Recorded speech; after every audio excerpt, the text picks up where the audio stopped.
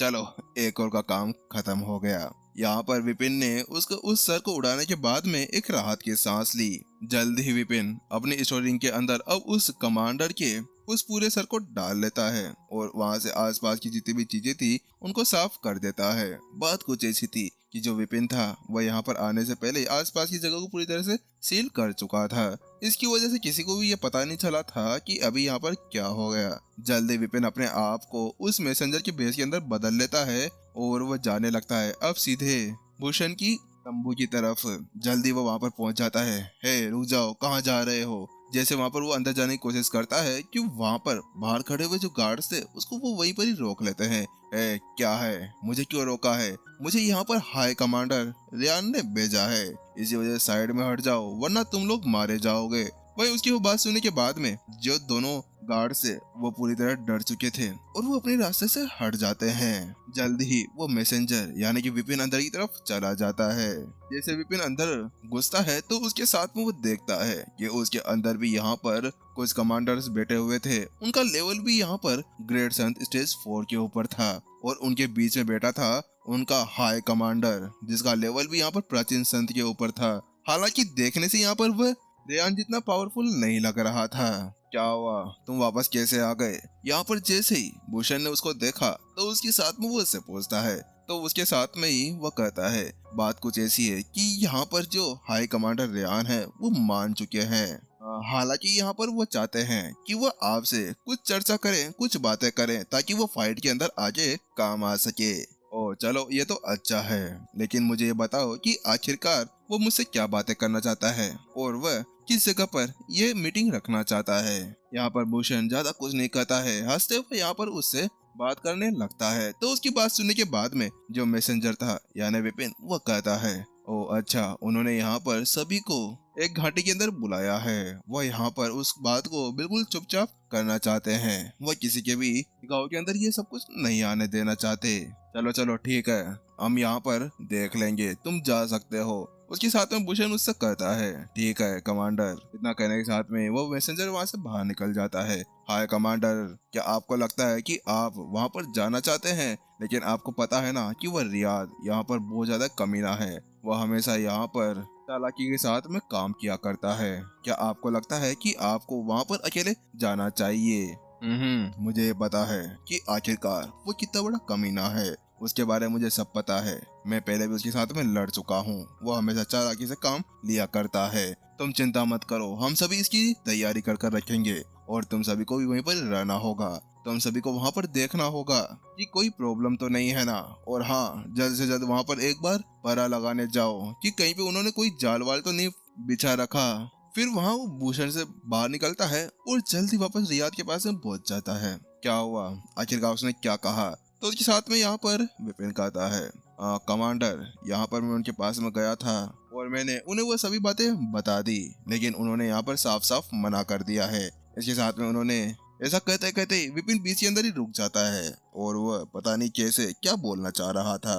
तो उसके साथ में यहाँ पर हाई कमांडर कहता है क्या हुआ, बोलो आखिरकार उसने अजय क्या कहा? तो उसके साथ में यहाँ पर वह डरते हुए कहता है हाई कमांडर, बात कुछ ऐसी कि उसने यहाँ पर ऐसा ऐसा कहा कि यहाँ पर रियाद की मेरे सामने कोई भी औकात नहीं है। उसकी इतनी ज्यादा हिम्मत कैसे हो गई कि उसने यहाँ पर मेरे को आदेश दिया है? क्या उसको मरना है यहाँ पर? उसको पता नहीं है कि मैं यहाँ पर कौन हूँ? भूषण, आखिरकार मैं उसको यहाँ पर चूषण बना दूंगा अगर उसने कुछ किया तो। यहाँ पर अभी वह एक के बाद में एक बातें उसके अंदर ऐड करता जा रहा था। उसके साथ में उसकी बॉडी बहुत ज्यादा कांप रही थी। सभी को पता है कि वो कितना बड़ा नौटंकी बाज है। उसने ऐसा और कहा कि यहाँ पर वो भिखमंगा रियाद यहाँ पर पता नहीं क्या करना चाहता है, हमेशा आ जाता है मेरे सामने भीख मांगने के लिए। अगर मैं उसको मारना शुरू करूंगा ना तो उसके साथ में उसको यहाँ पर भीख मांगने के लिए बहुत ज्यादा ही उछल कूद करनी पड़ेगी, क्योंकि एक बार अगर मैं उसको मारना शुरू कर दिया ना तो उसके बाद मैं उसको छोड़ने वाला नहीं हूँ। यहाँ पर वो मैसेंजर एक के बाद में एक बात उसको बताता जा रहा था जो बेचारे भूषण ने तो उसको बताई भी नहीं थी। और इसके अलावा हाई कमांडर उसने मेरे को ऐसा कहा है कि वो यहाँ पर आपका वेट उस सकरी घाटी के अंदर करने वाला है। वह सभी यहाँ पर आपका वेट करेंगे। क्या उसकी इतनी ज्यादा हिम्मत हो गई कि उसने हाई कमांडर के बारे में ऐसा कुछ कहा? आखिरकार उसकी क्या मौत सामत आ गई है? जहाँ पर सभी कमांडर इसी तरह से बात कर रहे थे कि वही दूसरी तरफ जहाँ पर जो रियाद था वह जोर जोर से हंसने लगता है। मुझे लगता है कि आज इस भूषण की यहाँ पर सामत आ गई है। ऐसा लगता है कि इसको आज मरने का बहुत ही बड़ा शौक चढ़ा है।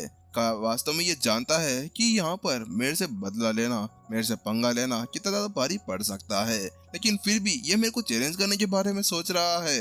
कमांडर, क्या आप वहाँ पर जाने के बारे में सोच रहे हैं? यहाँ पर कुछ कमांडर उससे कहते हैं, तो वो कहते हैं कि यहाँ पर आपको नहीं जाना चाहिए, शायद उसने कोई जाल बिछाया होगा। तो उसकी शब्दों को सुनने के बाद में हाई कमांडर कहता है, हाँ हाँ मुझे पता है, एक बार मैं पहले भूषण से लड़ चुका हूँ।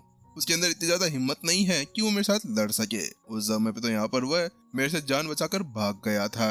इसी वजह से मुझे पता है कि यहाँ पर वह साफ सुथरे तरीके से तो मेरे से बिल्कुल भी नहीं लड़ने वाला है। गमल और म्यू, तुम दोनों जाओ और वहाँ सकरी घाटी के अंदर जाने के बाद में पता लगाओ कि वहाँ पर कोई खतरा वतरा तो नहीं है या कोई जाल तो नहीं लगा रखा। हाँ हाँ हाई कमांडर, हम जाते हैं। उसके साथ में 2 सेनापति वहाँ पर उठते हैं और वहाँ बाहर जाने लगते हैं। लेकिन जिससे पहले कि वो बाहर जा पाते, अचानक से मैसेंजर कहता है, हाई कमांडर, मैं वहाँ पर उस सकरी घाटी के बारे में बहुत कुछ जानता हूँ, इसी वजह से ये अच्छा होगा कि मैं इनके साथ में चला जाऊँ। ठीक है, तुम भी जा सकते हो। इसके साथ में वो कमांडर उससे कहता है। उसके साथ में विपिन अब पीछे पीछे भागता है और कहता है, रुको रुको, मैं भी तुम्हारे साथ में चल रहा हूँ। यहाँ पर हाई कमांडर ने मुझे भेजा है। बात कुछ ऐसी है कि मैं सकरी घाटी के बारे में बहुत कुछ जानता हूँ। चलो ठीक है, चलें। उसके साथ में अब वो वहाँ से निकल जाते हैं। जल्दी दौड़ते हुए यहाँ पर अब वह उस सकरी घाटी के अंदर पहुँच जाते हैं। ठीक है, तुम सभी अलग अलग हो जाओ, क्योंकि हमें यहाँ पर जल्द से जल्द सब कुछ पता लगाना है। अगर यहाँ पर किसी को भी कुछ भी गड़बड़ महसूस हो तो उसके साथ में सब कुछ बता देना। हाँ हाँ ठीक है। उसके साथ में वो दोनों पलट कर जाने लगते हैं कि अचानक से चक चक उन दोनों के सीने के अंदर से खून बाहर निकलने लगता है, जिसके अंदर से एक तो भाला निकल रहा था और एक के अंदर से खंजर बाहर निकलते हुए आर पार चला गया था। अगले पल दोनों की बॉडी वहीं पर ही गिर जाती है। जैसे विपिन उन्हें वहां पर मारता है तो उसके बाद में अब वो यहाँ पर फिर से अपना खेल खेलना शुरू कर देता है। जल्दी वह यहाँ पर अब भूषण का रूप बदलता है और रूप बदलकर सीधा यहाँ पर वह रियाद के तंबू की तरफ बढ़ने लगता है। जल्दी वो वहां पर पहुंच जाता है और वहां पहुंचने के बाद में स्टोरी रिंग के अंदर से 3 बॉडी को बाहर निकालता है और उन्हें पटक देता है। हे रियाद, तुम क्या यहाँ पर मरना चाहते हो? आखिरकार तुम्हारे अंदर इतनी ज्यादा हिम्मत कैसे हो गई कि मुझे मारने के लिए इन जैसे कचरों को भेजा है? अगर हिम्मत है तो तू खुद सामने आ। तू क्यों यहाँ पर इन कचरों को मेरे को लड़ने के लिए भेज रहा है? अरे मैं कचरों से नहीं लड़ता हूँ। इतना कहने के साथ में यहाँ पर जो भूषण था वो वहां से रफो चक्कर हो जाता है। जैसे वह वहां से भागता है तो वहीं दूसरी तरफ रियाद देखता है कि अभी अभी जो उसने 2 कमांडर्स और साथ में मैसेंजर भेजा था ना, वो वहां पर मरे हुए थे। बूम! लेकिन अगले पल यहाँ पर एक जोरदार धमाका होता है। उसके शरीर के अंदर से प्राचीन संध की एनर्जी बाहर निकलती है और पूरे टेंट को हिलाकर रख देती है। कमीने, तेरी इतनी ज्यादा हिम्मत कैसे हो गई? तूने मेरे कमांडर्स को यहाँ पर मारने की हिम्मत की। आज मैं तुझे यहाँ पर नहीं छोड़ूंगा। भूषण, तू आज यहाँ पर मरेगा। मैं तुझे मार डालूंगा। और ये साथ में जो उसके कमांडर्स थे वो भी जोर जोर से चिल्लाने लगते हैं। इस भूषण की हिम्मत कैसे हो गई कि वो हमारे दोस्तों को यहाँ पर मारने लगा? हाय कमांडर रियाद, अब आपको उसे मारना होगा। वो देखिए उसने क्या किया, उसने हमारे दोस्तों को मार दिया है। हाँ हाँ चलो, आज हम उनको नहीं छोड़ने वाले। उसके साथ में जल्दी से यहाँ पर रियाद अपने पास में से एक भाला बाहर निकाल लेता है और उसको ऊपर उठाता है।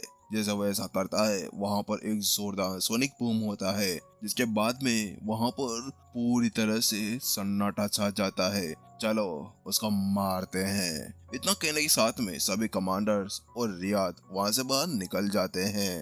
वहीं दूसरी तरफ भूषण के तंबू के अंदर वह सभी बैठे हुए यहाँ पर बातें कर रहे थे कि रियाद अभी यहाँ पर क्या बातचीत करना चाहता है और क्या उसने जाल लगाया होगा।